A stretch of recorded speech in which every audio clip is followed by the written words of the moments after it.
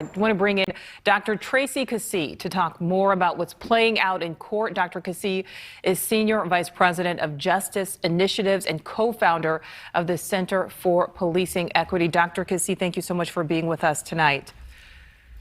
Thank you. Well, an emotional 3 days.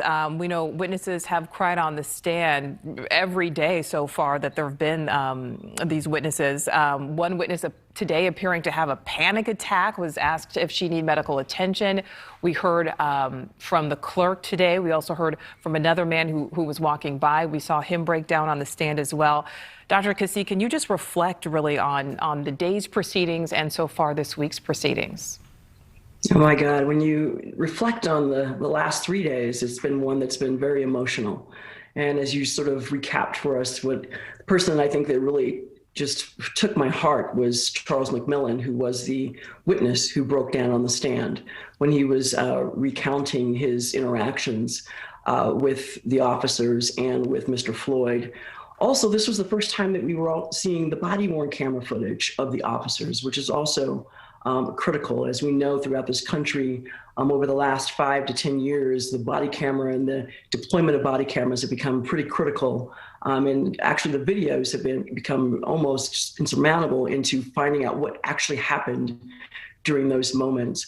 So it's been the last 3 days of just pure raw emotion, and you can see that and in the witnesses, and when you have half of those witnesses are under the age of 18, it just really tells you how traumatic this is going to be and how traumatic, I should say generationally, these types of events are. So, I mean, we've had folks that, we had, I believe it was Mr. Ruggles from the Minneapolis PD who had to then testify to the authenticity of not just the body-worn cameras, but how, of course, they delivered that evidence to the court. So we have been hearing from, all of the witnesses, all who just repeated the anguish they had as they stood by, trying to intervene in the best ways that they could. I think the others that, sort of, again, just get you are, we have a firefighter. We have a female firefighter who's 2 years on. She's new into her career, trying to intervene, trying to, of course, do what she learned in the academy, only to be pushed away. And so it has just been, I tell you, it's been a really just draining 3 days, and we're nowhere near done. Well, Dr. Cassie, we did go through your list of expertise, why we brought you on here tonight. But I do want to point out you're also a 25-year veteran of the Denver Police Department. So from that unique perspective, what are your thoughts on the defense's argument, their claim that Derek Chauvin, was implementing a tactic that he had learned from his training as a police officer? Well, this is what's going to be also brought out over the next few days. And as, the Deputy Commissioner of Training for NYPD, these are the types of things that you really have your policies locked down for, the types of training that you provide, not just once in the academy, but throughout the entire career of officers, become critical. And so much as you've heard people say this is the way he's been trained, you're going to sure have people on that stand that are either going to verify that or going to say that that's not the way in which we trained him.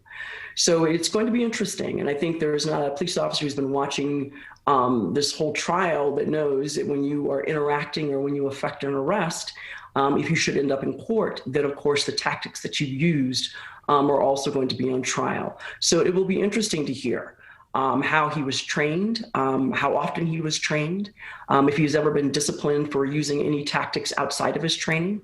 So there's going to be a number of things that we're all going to be watching and listening to. We certainly understand that we, even as an officer, force is expected to be used. But what we're talking about here is not just the use of force. We're talking about excessive and deadly force, right, which, of course, is why I believe he's on trial. And Dr. Cassie, we don't have much time left, but I do want to ask you, how do you think this trial will affect or may not affect future police reform? Well, I would tell you that it's not going to stop police reform. Even no matter what the outcome is. I mean, we have been having these conversations for decades, even, the 3 decades I've been in policing, so that will not slow down at all. Well, it may change direction on what the focus is, but this is not going to stop any type of police reform or reimagining efforts or any of that. The community is centered in it. The community is driving it. They are watching.